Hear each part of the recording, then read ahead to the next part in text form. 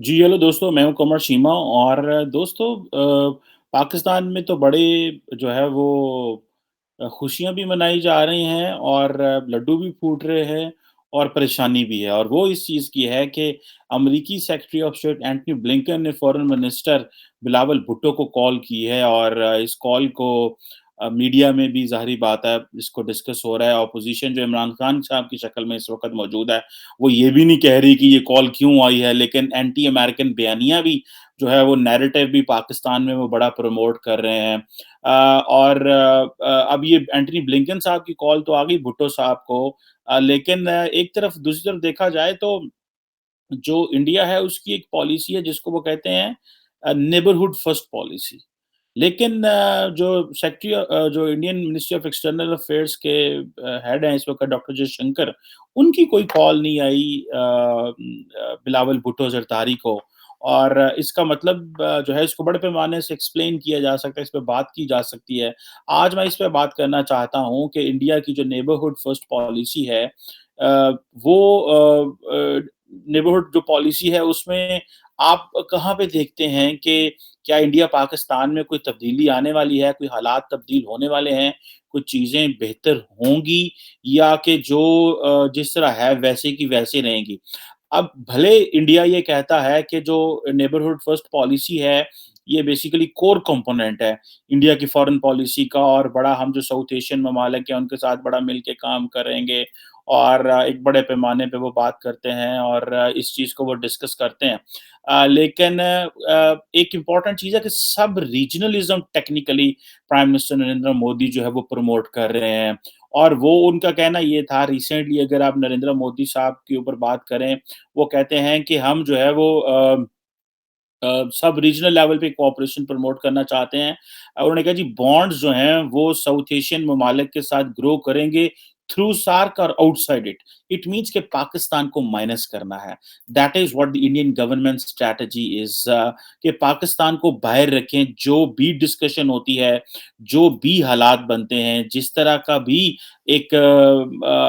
जिसे आप कह लो कि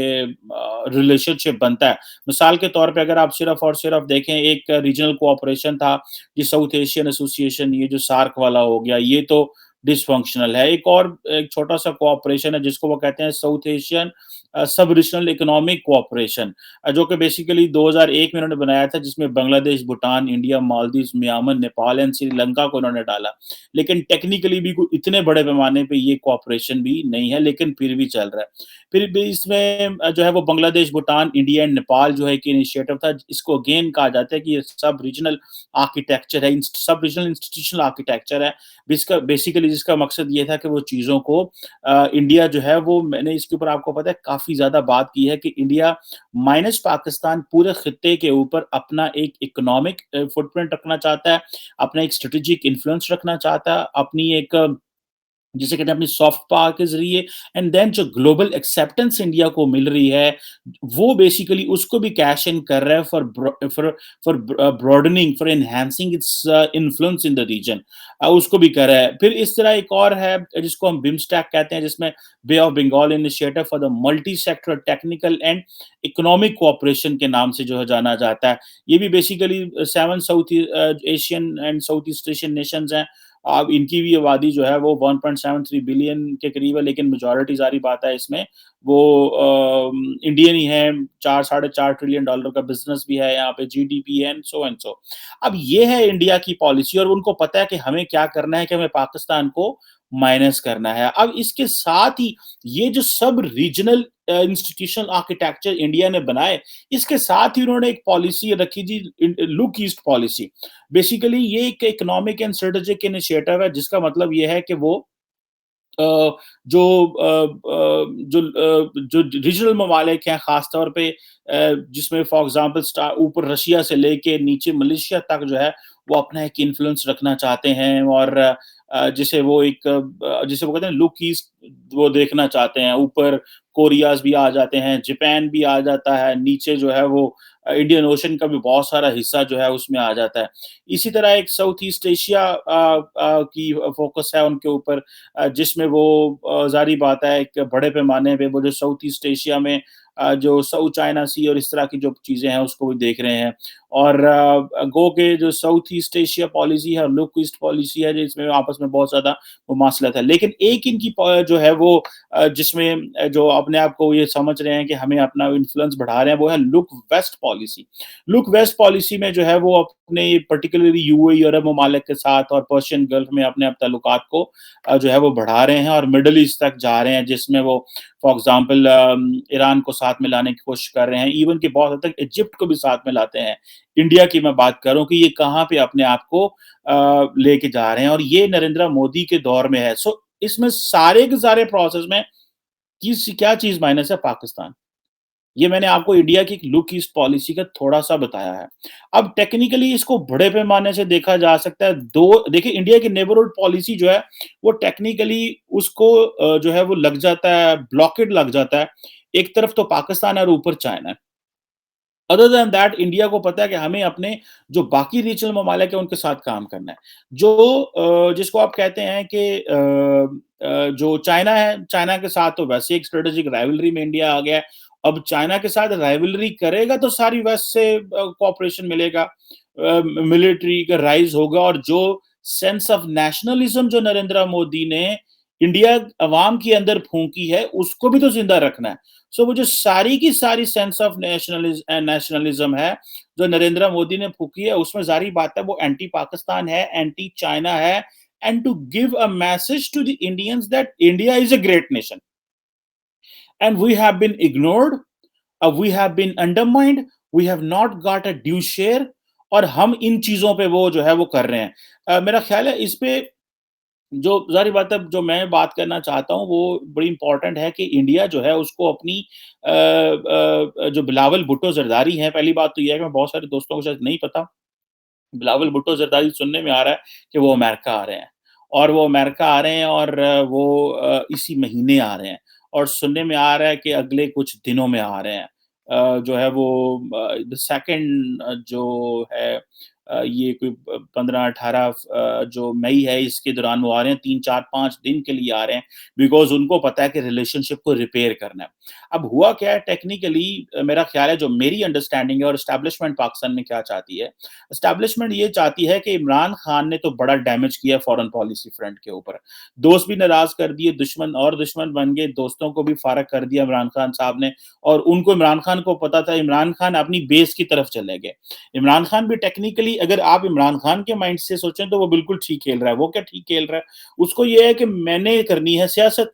और मैंने सियासत ये करनी है कि इमरान खान समझता था कि 2018 से 2023 तक उसका रूल नहीं बनता। उसको 2023 से 2028 भी दो। तो उसके लिए क्या ज़रूरी है? एंटी अमेरिकनिज़्म ज़रूरी थी, और उनके बड़े पैमाने पे रैलीज़ हो रही हैं इस वक़्त पाकिस्तान में, बड़े-बड़े जलसे वो कर रहे हैं, अवाम उनके लिए बाहर निकली है, एंटी अमेरिकनिज़्म का नारा जो है वो बिक रहा है, और मज़े की बात ये है कि इतने बड़े करप्शन के स्कैंडल नहीं उनके सामने आ रहे, छोटे-मोटे गाड़ियों के स्कैंडल आए हैं, या वो एक फराह गोगी हैं, जो कि इमरान खान साहब की वाइफ़ की फ्रेंड है, उनके ऊपर कोई आ रहा है कि उन्होंने बहुत ज़्यादा वेल्थ जो है वो इकट्ठी की है, और उसके ताने जो है वज़ीर-ए-आज़म है उससे मिलते हैं। खैर एनीहाउ, ये एक और साइड है। सो ऑपोजिशन के पास, जो हुकूमत के पास इस वक़्त कोई बड़ी चीज़ें फिलहाल इमरान खान के ऊपर पकड़ने के लिए नहीं है। लेकिन अब आके जो एस्टेब्लिशमेंट है वो क्या करना चाह रही है? एस्टेब्लिशमेंट चाह रही है कि बिलावल जो है, वो, क्योंकि पीपल्स पार्टी जो पाकिस्तान में हिस्टोरिकली अमेरिका के साथ एक अच्छा ताल्लुक उन्होंने रखा है, उनकी अमेरिकन्स के साथ अच्छी दोस्तियाँ रही हैं, वेस्ट के साथ, हर जगह, माइनस मिडल ईस्ट। जो शहबाज शरीफ एंड फैमिली है, उनके मिडल ईस्ट में अच्छे ताल्लुकात रहे हैं। क्योंकि शहबाज शरीफ एंड फैमिली जो है, जब बैक इन 90s में जब इनके ऊपर पाबंदियाँ, इनको जनाब मुशर्रफ ने फारिग किया और भेज दिया यहाँ से, तो ये मिडल ईस्ट में सऊदी अरब चले गए, और वहाँ पे जाकर उन्होंने रहना शुरू कर दिया एक्साइल में, और वहाँ पे सऊदी फैमिली ने इनको ये होस्ट बन गए उनके, उन्होंने इनको घर-बार, महल सब कुछ दिया, गाड़ियाँ, मेहमान सब कुछ दिया। अब ये वो पुरानी चीज़ें, ज़ाहिर बात है, भूलते नहीं है, इनका एक ताल्लुक रहा है पूरी फैमिलीज़ के साथ, और सिर्फ़ एक नहीं, पूरे मिडल ईस्टर्न फैमिलीज़ के साथ, भले कतर हो, भले सऊदी अरब हो, ये एक पर्सनल रिलेशनशिप है। एस्टेब्लिशमेंट कहती है कि जो ज़ोर इमरान खान के बिहाफ़ पे उनको लगाना पड़ता था इन मुल्कों में जाके, अब वो काम ये कर लेंगे। अब ये तो एडवांटेज है। तो अब बिलावल भुट्टो ज़रदारी जो हैं, वो आ रहे हैं अमेरिका। ज़ाहिर बात है, वो एक बड़े पैमाने पे यहाँ मुलाकातें करेंगे, कोई पाइद नहीं है कि वो बाइडेन से मुलाकात कर लें, कोई वाइद नहीं है। मैं इसमें I will not be shocked कि अगर बाइडेन की मुलाकात जो है वो बिलावल भुट्टो ज़रदारी से बेशक थोड़ी देर के लिए हो, लेकिन हो। या हो सकता है कि अमेरिकन्स कहें पहली दफ़ा आ रहे हो, इतने बड़े पैमाने पे मुलाकात अभी करने की ज़रूरत नहीं, ताल्लुक वैसे ही डाउनग्रेडेड है, सो एंड सो। तो हम आपकी ब्लिंकन से ही मुलाकात हो जाएगी और बाकी वो सेनेट, कांग्रेस इधर-उधर थिंक टैंक्स में मुलाकातें करेंगे, मीडिया से क बातें करेंगे, सो एंड सो। वो एक चलता रहेगा। सो एस्टेब्लिशमेंट का ये जो पत्ता है कि भई बिलावल को इस्तेमाल करो फॉर अमेरिका एंड वेस्ट और जो ये हैं शरीफ्स हैं इनको इस्तेमाल करो और इमरान खान जो है उनको वो जो आप अवाम में चले गए हैं कि जाओ अवाम ये वो कहते हैं जी कि मैं जाके अवाम में अपना ज़ोर आज़माई करता हूँ और लोगों को कहता हूँ। अब इसमें जो है वो इंडिया फैक्टर बड़ा इम्पोर्टेंट है। इंडिया के साथ जो एनिमोसिटी है, जो माहौल है उसको गर्म है, उसको ठंडा करने की ज़रूरत है। मैं देख रहा था जैसे ही मैं ये वीडियो बनाने लगा था तो कि कौन से इरिटेंट्स हैं जिनके ऊपर काम होना चाहिए ज़ाहिर बात है। पहली बात है जो एक इरिटेंट मैं समझता हूँ कि जो मीडिया ब्लैकआउट है एक-दूसरे का, ये बंद होना चाहिए। कम से कम जो दोनों ममालिक हैं उनको मीडिया कॉरेस्पोंडेंट्स तो भेजने चाहिए एक-दूसरे मुल्क में। हमने तो अपने मीडिया के कॉरेस्पोंडेंट्स ही भेजने बंद कर दिए हैं। अब ये बताएँ आप कि अब ये कैसे मुमकिन है कि इतने इंडिया हमारा बिल्कुल एक नेबरिंग कंट्री है, लेकिन हम जो है वो अपनी हमारा कोई वहाँ पे कॉरेस्पोंडेंट नहीं है। इस तरह इंडिया का कोई कॉरेस्पोंडेंट पाकिस्तान में नहीं है। कम से कम मीडिया के लोग जो हैं वो अच्छे तरीके से एक-दूसरे को एक्सप्लेन करें, वहाँ पे क्या हो रहा है, पाकिस्तान में क्या हो रहा है, इंडिया में क्या हो रहा है, इस तरह की चीज़ें हम एक हॉस्टाइल तरीके से माहौल जो है उसको लेके चल रहे हैं। सो एक चीज़ तो ये हो गई। दूसरा ये है इसमें कि पाकिस्तान को ये चाहिए कि ये जो इंडिया के कंसर्न है रिगार्डिंग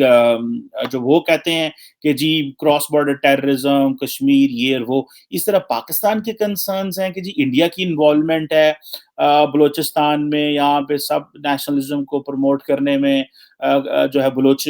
जो अस्करियत पसंद है उनको फंडिंग करने में, उस पे इंडिया के साथ खुली बात हो और उधर से इंडिया के साथ भी खुली बात हो on Kashmir and all that कि हमारा वहाँ पे क्या पोजीशन है। सो मेरा ख्याल है कि इसमें दो जो है वो ये तो खैर बड़े पैमाने की बात है लेकिन ये इम्पोर्टेंट चीज़ें डिस्कस होनी चाहिए एटलीस्ट लेकिन ये कंसर्न्स एड्रेस कर देने चाहिए। देखिए ना इंडियंस जहाँ जाते हैं वो सीधा पाकिस्तान पे आ जाते हैं। लो जी cross border terrorism, FATF, UN security council resolution ਉਹ ਜਿਸ ਤਰ੍ਹਾਂ ਕਹਿੰਦੇ ਨੇ ਉਹਨਾਂ ਨੇ ਅੱਗੇ ਲਿਖ ਕੇ ਰੱਖੇ ਹੁੰਦੇ ਨੇ ਇਹ ਗੱਲਾਂ ਦੇ ਵਿੱਚ ਪਵਾਉਣੀਆਂ ਨੇ ਨਾ ਜੁਆਇੰਟ कम्युनिके में चलो that's their right they should do whatever they believe is right for them because हर मुल्क का काम होता है अपने नेशनल इंटरेस्ट को प्रमोट करना इसीलिए उनके फॉरेन ऑफिस को तनख्वाहें दी जाती हैं कि वो अपने मुल्क का नेशनल इंटरेस्ट प्रमोट करें खैर एनी हो ये जो चीजें हैं मैं समझता हूँ कि ये इसी तरह तो कश्मीर अफगानिस्तान बलूचिस्तान ये सारे बड़ी चीजें हैं लेकिन एटलीस्ट ये लोगों को आना जाना शुरू करें एटलीस्ट जो डेलीगेशन लेवल पे चीजें जो है वो ठीक हों और मैं आपको एक बात बताऊं मुझे थोड़ी सी इंफॉर्मेशन है कि इंडिया के अंदर थोड़ा माहौल बदला है मिसाल के तौर पे जनरल बाजवा के ऊपर बड़ी तनकीद की जाती थी इंडिया से उसके ऊपर देखिएगा आपके कुछ अरसे में इंडियन मीडिया या कुछ लोग जो हैं वो तनकीद करना बंद करेंगे क्योंकि उनको पता है कि जनाब हमने हालात को ठीक करने की बात हो रही है इस वक्त जो गवर्नमेंट आई है शायद इसको एक पुश मिलेगा और इसको शायद अमेरिकन भी पुश दें या बाकी भी ममालिक पुश दें और इंडिया ये नहीं है कि इंडिया ठीक है India is very important partner but India can not say no to everyone all the time ठीक है जी आप जितने भी इंपॉर्टेंट हो but you are dependent on the western world particularly India in terms of technology transfer visas खास करके western world में for the jobs and all this और ये सारा कुछ लेना है लेकिन इसके लिए जारी बात है पाकिस्तान को एक सीरियस नेशन के तौर पे इमर्ज करना पड़ेगा ये जो पाकिस्तान में हर वक्त हर सियासी जमात जो हर वक्त अफरा तफरी मची हुई है ये बातें हो रही हैं, डॉलर कहाँ पहुँच गया, बैंकरप्सी हो रही है। ये चीज़ें ज़ाहिर बात है ये ख़त्म होनी चाहिए और इस पे ये बात बंद होनी चाहिए। अदरवाइज़ अगर हमने अपने हालात ठीक करने हैं या अपनी चीज़ों को बेहतर करना है, तो जैसे आप कह लें कि ये एक बहुत कुछ हमें ठीक करना पड़ेगा। अदरवाइज़